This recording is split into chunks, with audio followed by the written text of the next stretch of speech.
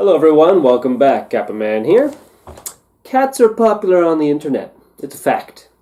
Across the world, their small fuzzy faces incite feelings of joy and happiness and all. But what if I were to tell you there was a different kind of cat out there? A cat that preys on the dead. A cat that devours the corpses strewn across the lands of Japan.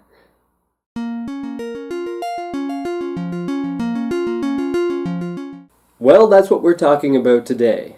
The Kasha, which could be translated as burning chariot or carriage, takes on several forms, but are most commonly represented as a cat, often with fire spinning around them.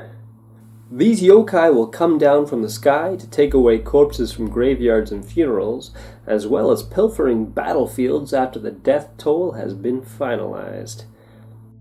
The origin of the Kasha is a bit sketchy, but it could possibly have its base in Buddhist beliefs during the Kamakura era from 1185 to 1333.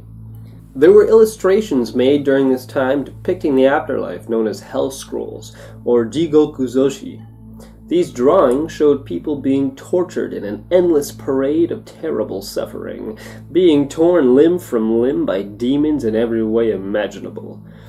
Surrounded by fire, these demons, or oni, evolved over time, not only punishing those that ended up in hell, but also rising to earth to claim still living humans, pulling them back down with them. How is this related to the Kasha? After all, oni are big, muscular, humanoid demons. Well, that sounds like a movie I watched back in the 80s. But anyways, how did that become a cat on a flaming chariot? Well, these oni would carry their victims in flaming carts, either when transporting them around hell or when dragging them down from the earth.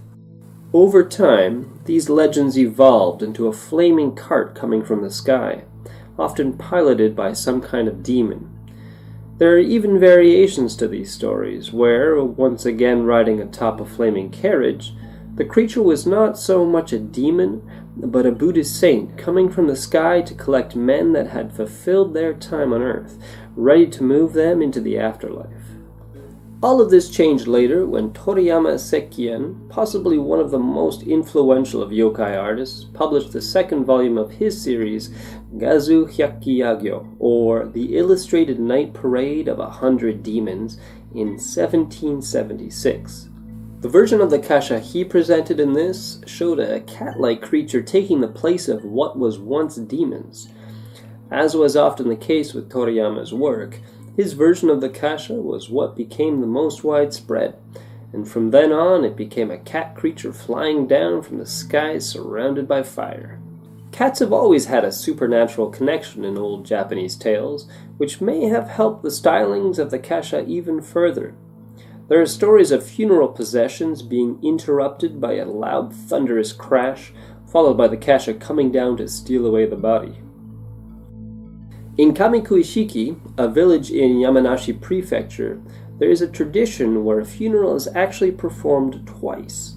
During the first funeral, they place a rock inside the coffin to trick the Kasha that is said to live near the temple. This way the corpse will be safe for the real second procession. There's other ways to ward off the Kasha as well.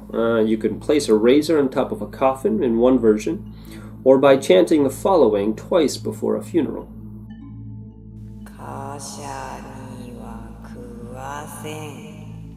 Kasha ni wa kuwasen. Some also play a miobachi to help ward off the possible advance of the Kasha. There's also a theory that the kappa, got its legend from the Kasha just because I like to steal people's butt balls from their insides when I pull them into the water. Now listen, this is just a rumor, okay? If anything, the Kasha stole its ideas from me. And it's completely different. Do you see me flying around on a fiery chariot? No, I drive a Honda. Anyways, join me next time when we head under the sea and take a look at the three-legged mer people of Mabie. See you next time. Hey, thanks for watching. If you have a yokai you'd like to see me cover, please let me know in a comment below, and I'll add it to the list. Otherwise, see you next time.